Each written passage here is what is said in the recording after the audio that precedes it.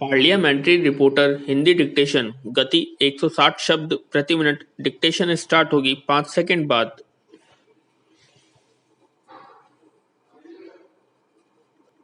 Start. सभापति जी, जैसा कि आप जानते हैं कि आजकल हमारे देश में नशीली चीजों के सेवन में बढ़ोतरी हो रही है, विशेषकर शराब का व्यसन बढ़ रहा है। विश्व स्वास्थ्य संगठन तथा संयुक्त राष्ट्र संघ द्वारा देश में पिछले दशक में कराए गए एक सर्वे रिपोर्ट के मुताबिक शराब एक गंभीर समस्या बन चुकी है। 8वीं-9वीं कक्षा में पढ़ने वाले छोटे छोटे बच्चे भी इसके शिकार हो रहे हैं। हमारी युवा पीढ़ी शराब व सिगरेट के कारण बर्बाद हो रही है। लोग इस गंभीर बीमारी के शिकार होने के साथ साथ ही आर्थिक रूप से भी खोखले हो जाते हैं। इसमें सबसे ज्यादा तकलीफ महिलाओं को होती है, क्योंकि शराबी पति के कारण परिवार बर्बाद हो जाता है।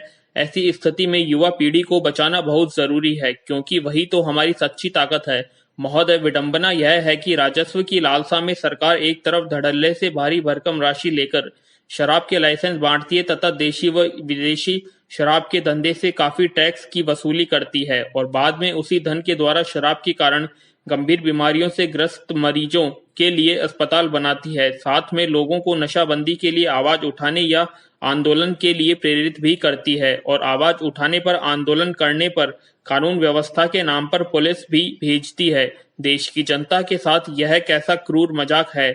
मेरे गृह राज्य महात्मा गांधी के गुजरात में नशाबंदी लागू है। इसके कारण गरीबों को काफी लाभ हुआ है, लेकिन हमारे राज्य से जुड़े हुए अन्य राज्यों में शराब की छूट है, जिसके कारण गैर कानूनी तरीके से हमारे राज्य में शराब की घुसपैठ होती है।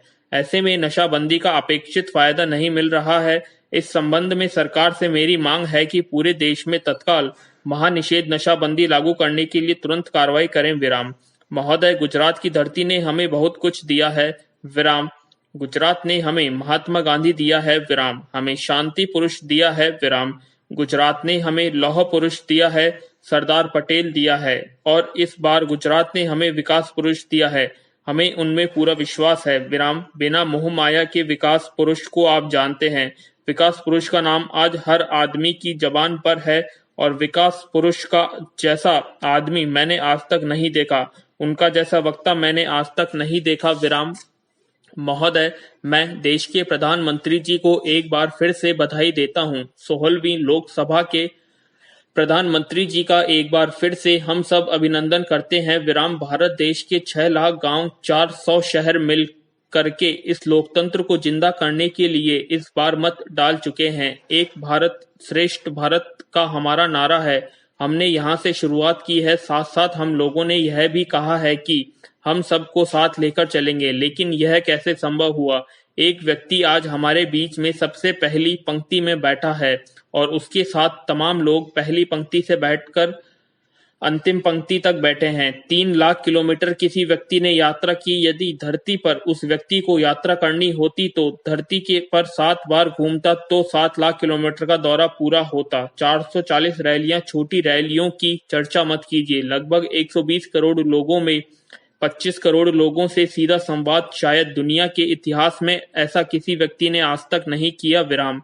कहाँ हुआ है ऐसा कि जब देश के प्रधानमंत्री शपथ ले रहे थे, हमने कभी सोचा नहीं था।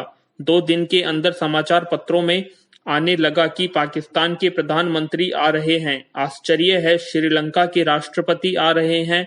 आश्चर्यजनक है। विराम। मालदीव के राष्ट्रपति आ रहे हैं। आश्चर्यजनक है। विराम। नेपाल, भूटान, अफगानिस्तान के प्रमुख आएंगे। 24 घंटे भर के अंदर पूरा सार्क सम्मेलन हमारे प्रधानमंत्री के शपथ समारोह में आ गया। भारत के इतिहास में यह कभी कल्पना नहीं की जा सकती थी कि 10 देशों के प्रमुख इस देश के प्रधानमंत्री के शपथ समारोह में आएंगे। क्या आप ऐसी कल्पना कर सकते थे। पहले हम लोग सदन में खड़े होकर यहाँ गुहार करते थे कि मछुआरों को छोड़ दीजिए, पाकिस्तान पकड़ ले गया है, मछुआरों को छोड़ दीजिए, श्रीलंका ले गया है। विराम। आने के साथ ही सैकड़ों मछुआरों को उन्होंने छोड़ दिया। हमने कुछ नहीं किया, उनका सिर्फ स्वागत किया इस धरती पर, और उन्होंने उनको छोड़ दिया। इतना ही नहीं, एक मछुआरे की नाव की कीमत 50 लाख रुपए से 1 करोड़ रुपए तक होती है। उसको पकड़कर ले जाते थे, वापस नहीं देते थे। अब उन्होंने इन नावों को भी लौटा दिया। इतनी भीड़ उपलब्धि एक शपथ समारोह में इस देश को दे दिया। आखिर ऐसा कौन प्रधानमंत्री आने वाला है? विराम। महोदय, हमारे ऊपर घड़ी चुराने का केस है। विराम। हमने अपनी जिंदगी में रुपया नहीं चुराया है, हमारे घर में हमें निकाल दिया है। मैं ज्यादा इसमें नहीं जाना चाहता। मुख्यमंत्री जी जानते हैं हमने कितने तरह के संघर्ष किए हैं। हमारे पास ठहरने के लिए कोई जगह नहीं थी। हम पार्टी के दफ्तर में सोते थे। इन्होंने हमें सांसद बनाया, लेकिन आज कोई आदमी हमें टोपी पहनाने लगा कि तुम टोपी पहनो। टोपी हमारे पिताजी पहनते थे जो आजादी की लड़ाई में गए। टोपी गांधी जी और इस देश के गांव के लोगों का प्रतीक है, और महाराष्ट्र और पश्चिमी उत्तर प्रदेश में टोपी इज्जत और सम्मान की चीज है। विराम। सभापति महोदय, आपने मुझे भ्रष्टाचार जैसे अहम मुद्दे पर अपने विचार व्यक्त करने की इजाजत देने के लिए आभारी हूं। भ्रष्टाचार हमारे देश में प्रमुख रूप से फैली हुई बीमारी है, मगर पिछले कई सालों से प्रमुख रूप से कांग्रेस की अगुवाई वाली सरकार के कार्यकाल में इस बीमारी ने कैंसर का रूप धारण कर लिया है। विराम। आजाद भारत के इतिहास में इस सरकार को सबसे भ्रष्ट सरकार का दर्जा दिया जा सकता है।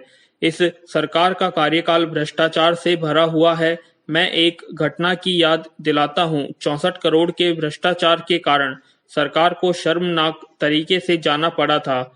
अब यह सरकार है जिसमें कई भ्रष्टाचार के मामले उजागर हुए हैं, जिसमें लाखों करोड़ों की धनराशि का आंकड़ा है। मेरा स्पष्ट मानना है कि अन्न की जो अगुवाई में समस्त देश आगे आया है और लाखों लोगों की वेदना उजागर हुई है। मेरा यह भी मानना है कि कांग्रेस सरकार के कुशासन एवं भ्रष्ट आचरण के सामने जन आक्रोश उभर कर सामने आया है। भ्रष्टाचार का सबसे ज्यादा और प्रतिकूल असर गरीबों, दलितों, वनवासियों एवं श्रमजीवियों पर पड़ता है। जो राजस्व सरकार की तिजोरी में आना चाहिए था, वह भ्रष्टाचार की वजह से भ्रष्ट लोगों के जरिए काले धन के रूप में विदेशी बैंकों में जमा होता है। इससे देश को नुकसान होता है। 2009 के लोकसभा चुनाव के दौरान हमारे नेताजी ने इसके खिलाफ मुहिम चलाई थी, और अब विदेशी बैंकों में काले धन की बात उजागर होती दिख रही है। विराम। मैं इसे बड़ी उपलब्धि मानता हूं। भ्रष्टाचार को रोकने के लिए कई ठोस कदम उठाने की जरूरत है। मेरा मानना है कि इसके लिए एक मजबूत और ठोस लोकपाल बिल भारतीय संविधान के प्रावधान के जरिए जाया जाए। विराम। अध्यक्ष महोदय, मैं आपका आभारी हूं कि आज सदन में आपने बहुत महत्वपूर्ण विषय पर चर्चा करने की अनुमति दी। हम आज जिस परिस्थिति में सदन में विचार कर रहे हैं वह सामान्य नहीं है। देश के कोने कोने से, गांवों से, गलियों से हजारों लाखों की संख्या में लोग भ्रष्टाचार से पीड़ित होकर प्रदर्शन कर रहे हैं। देश की सरकार के कानों में शंखनाद कर रहे हैं कि जागो। मैं यह नहीं कह सकता हूं कि शंखनाद का असर कितना स्थायी होगा या कितना अस्थायी होगा। मैं पहले भी कई बार इस सदन में निवेदन कर चुका हूं कि जो नीतियां और आचरण सरकार तथा सरकारों की तरफ से पिछले वर्षों से इस देश में रहा है, उससे यह देश एक ज्वालामुखी के ऊपर जा बैठा है। वह ज्वालामुखी कब फटेगा और कितनी दूर तक इसकी ज्वाला जाएगी, इसका लावा कितनी दूर तक जाएगा, इसका अंदाजा हम पिछले कुछ दिनों से राजधानी और देश के अनेक भागों में देख रहे हैं। विराम। यह सबके लिए, सभी राजनीतिक दलों के लिए, सरकारों के लिए, पार्टियों के लिए, राजनेताओं के लिए चेतावनी है, खतरे की घंटी है कि वे इस संबंध में अति गंभीर और त्वरित कार्यवाही करें। विराम। आज तो ऐसा लगता है कि सरकार के इकबाल को लोगों ने अस्वीकार कर दिया है। सरकार इकबाल से चलती है, भरोसे से चलती है। आज लोगों का विश्वास सरकार से हट गया है और धीरे धीरे सारी राजनैतिक प्रक्रिया से हटने की कोशिश हो रही है, हटाए जाने की कोशिश हो रही है। यह गंभीर खतरे हैं, इसलिए हमें इसकी तरफ बहुत ध्यान से और गंभीरता के साथ राष्ट्रीय संकट के निवारण की दृष्टि से विचार करना चाहिए। विराम। इसमें हठ धर्मिता की जरूरत नहीं है, इसमें पहल की जरूरत है। देश को विश्वास दिलाने की जरूरत है। यह नेताओं की नेकी नियति पर संसदीय और न्यायिक प्रक्रियाओं की प्रभावकारी क्रियाशीलता की बात है। हम कर सकते हैं, दिखा सकते हैं, बदल सकते हैं। इसका भरोसा जनता को रहना चाहिए। जनता के मन में हमारे ऊपर भरोसा रहना चाहिए। मुझे बहुत तकलीफ के साथ कहना पड़ रहा है कि पिछले 4-5 सालों में यह भरोसा देश की जनता के मन से उठ गया है। आप गौर करें कि पिछले 5 सालों में विशेषकर 2005 से 2011 तक इस देश में केंद्रीय और राज्य स्तर पर विभिन्न स्थानों पर बड़े नेताओं, अफसरों, उद्योगपतियों और न्यायपालिका के भ्रष्ट आचरण और भ्रष्टाचार की घटनाएं सामने आई हैं। विराम।